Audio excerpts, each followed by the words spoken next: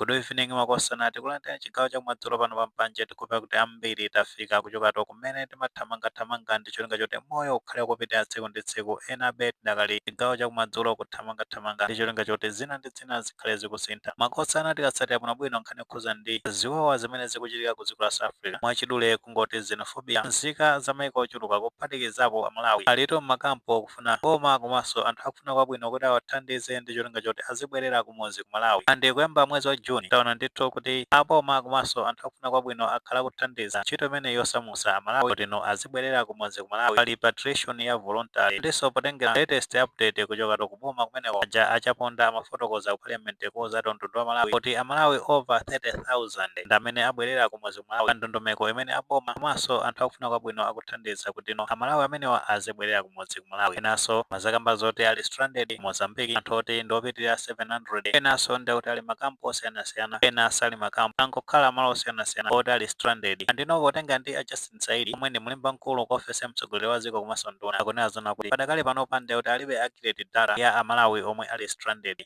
ndithu ambiri ku dziko la South Africa ali stranded afuna thandizo la boma komanso anthu akufuna kwabwino kuti awathandize azibwerera kumudzi ku Malawi potengeranso ndi mmene situation ikuyendera nawo poseta kuti aboma akhala kupempha anthu akufuna kwabwino kuti athandizire pa ndondomeko imene ya repatriation taona kuti leroli a Old Mutual Blantyre Foundation Trust anakumanatu ndi a Justin Saidi kulilongwe kumene amapereka ndalama zokwana 140 million Malawi kwacha ndalama zimenezo afuna kuti zithandizire kusamusa amalawi amene ali ku Durban kuchako Kodi Drive kuti amalawi amenewo azibwerera kumudzi ku Malawi ndimene ndithu nkhani zake zikuyendera ndipo tenga ndi wapampando pa Old Mutual Blantyre Foundation Trust ene ndi ataonga mmanga mafotokoza kunena zoti ndalama zimenezozo target yake ndi kuti zipanga kata mabasi awiri ndi mabasi amenewo akapita ku Kodi Drive kuja akuoneka zona kuti akanyamule amalawi okwananso 140 andi pa malawi amenewo akaonesese zona kuti oyambirira kutengedwa akhale zona kuti ndi ana komanso amayi oyembekezera kuphatikiza pamenepo achinyamata ndi amene akapangidwe konsida potengedwa kumeneko ndi tikatsata bwinobwino kuti pane paja kampo ya ku Durban inaitseka anthu onse anasamusidwa kupitisidwa ku Musina eThekwini municipality inatseka kampo imeneja amene anthu ankayandikira pa 3 June popa kuti mwina akuthoka chimpwirikiti china chake anthu nonde kuti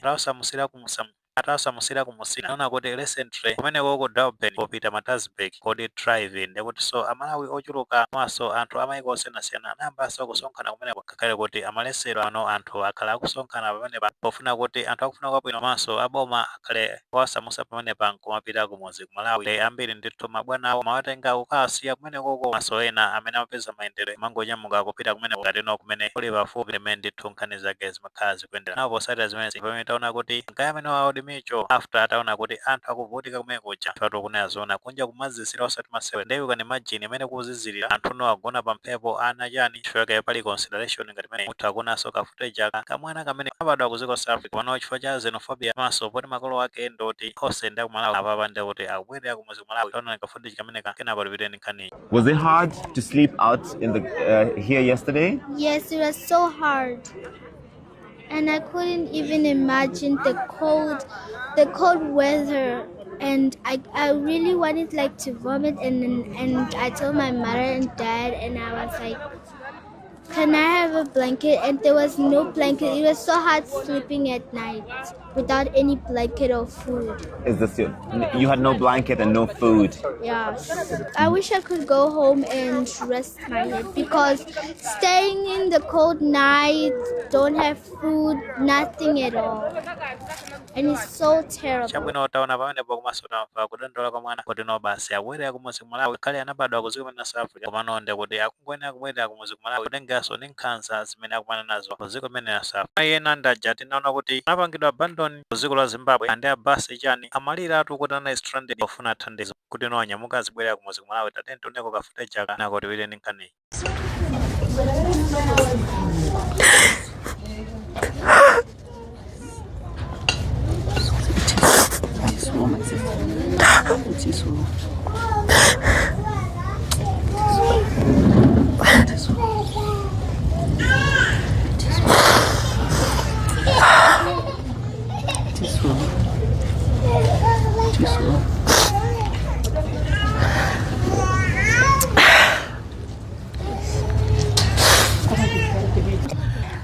Dzina langa ndine Nelia Nkwezalamba. Ndimachokera dziko la Malawi, kwathu ndi kunchewu.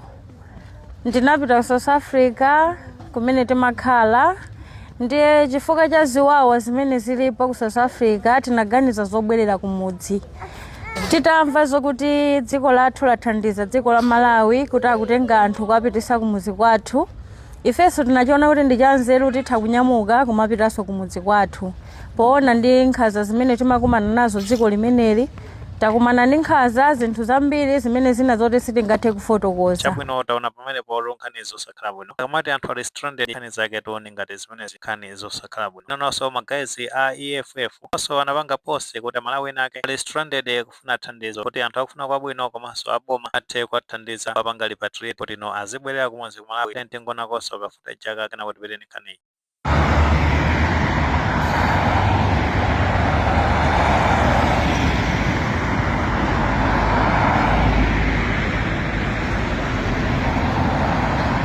Chabwino taonatu pamenepo nkhani zake zokhuza ndithu kuti anthu ali stranded zakudya zikuvuta ndi mabungwe komanso anthu akufuna kwabwino ndi amene mwathandizira kupereka chakudya makamaka anzathu achisilamu timwe imeneyi kumayesesa ndithu kuwathandizana. We're not scaling down. We made it clear to Home Affairs we'll be with you to the last man standing.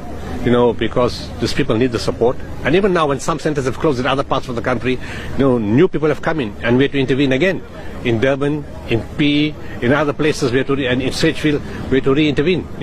Centers were closed, and people went to another center. We cannot leave them unattended. And yesterday we made arrangements at our own cost to take people and put them in 2 buses and send them to this place. So ndimene nayankhulira just inside ndi anthu ochuluka ndithu amene ali stranded kufuna thandizo kuti aboma awathandize maso anthu akufuna kwabwino azibwerera kumudzi ku Malawi. So ndaja tinaona anali ku Epping ku Cape Town kuja pafupi ndi Langa train station amene ajasonde kuti anali mavuto osati amasewera amene kujako ndi municipality palibe thandizo lililonse imene wathandiza anthu amene ndese zoti status yawo ili motani. So aboma ndithu ofunira kuwathandiza anthu amene aja ndi cholinga choti athe kumabwerera kumudzi ku Malawi. Of course timamvesesa kuti aboma ali overwhelmed chifukwa projection yomwe anali nayo komanso ma resources amene anapanga mobilize ndi imene ntchito ilili sizipanga tali. Komabe government ngati parent ndi responsibility yake ndithu kuthandiza kuti nzika zake zikhale zibwerera kumudzi ku Malawi. Of course kumbali ya boma la South Africa tinaona kuti chifukwa cha pressure kuchokera ku maiko ena kati ena tinatsatira ena amene sinatsatire pano ku NU2 apolisi ya Mdatsani na njata to member wa March after ndi kuti atatsogolera totamangisa anthu m'manyumba komanso kutseka ma sponsorship penaso kuba kumene tangona nemene namunja tiyankhula amene kenako kuti piteni nkhaniyi. Kaloku matatapotwa kaloku asinalungelo lomthala ngekani umntu. Hey nako siyayibanjwa ngo.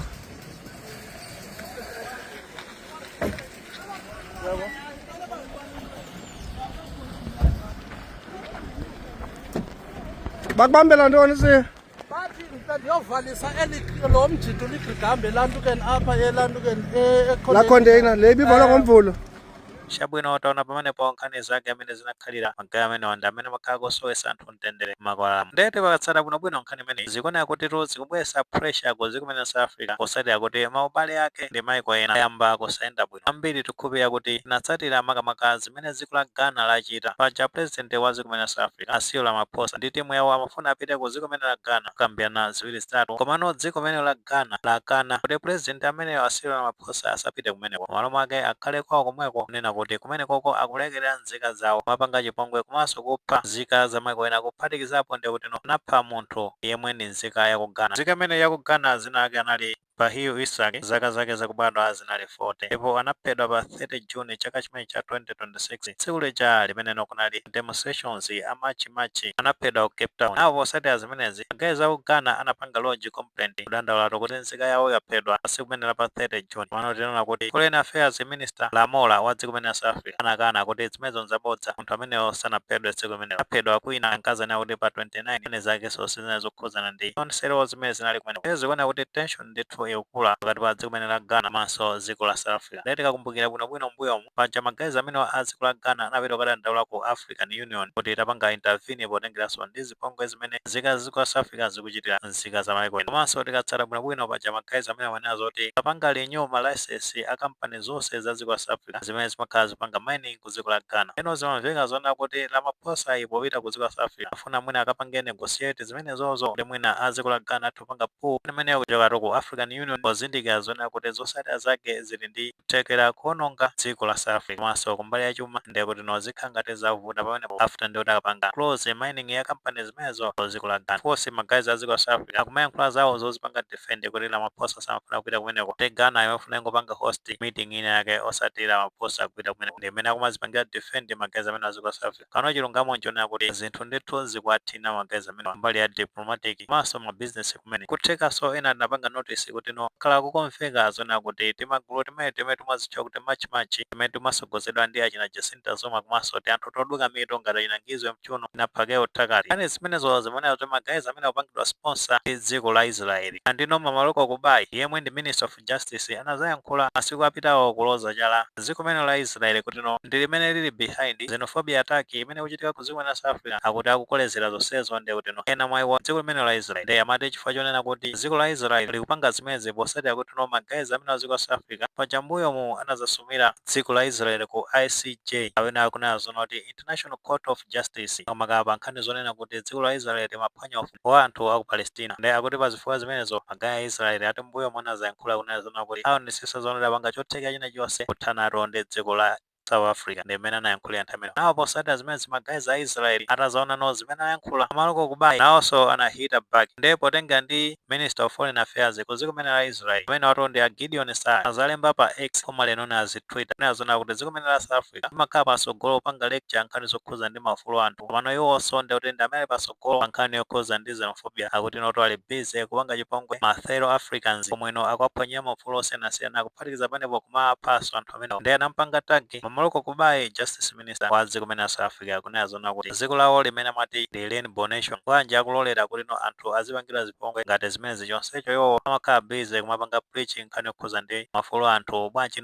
sakuonesesa zona kuti maufulu anthu kulemekezedwa ku dziko lawolo so zinthu zimene zikupanga indicate kuti dziko limene South Africa zimene zikuchitikazo zikubweretsa ndithu mavuto ena ndino mukupita kwa nthawi ndiye kuti akhala kulipira ma price a zimene amakhala kuchitazo amakapolekera nzika zawo matenga malamulo m'manja mwawo ndi of course magazi amene amachi makhala ukana kunena zona kuti ndi funding kuchoka dziko limene la Israeli panopo tenga ndi mmene zinthu zimayendera pa ground zimachita kuoneka kuti ndale ena ku dziko limene la South Africa ndi amene ndithu amakhala behind panga sponsor magazi amene wa Israeli kumakhala ngati scapegoat ayi mmene mankhani zake ndi mmene zikuyendera sote makosana amwe ndi maganizo pa nkhani zimene ati maganizo alipo mutha kufotokoza comment section kumene mulemekeza maganizo anzathu.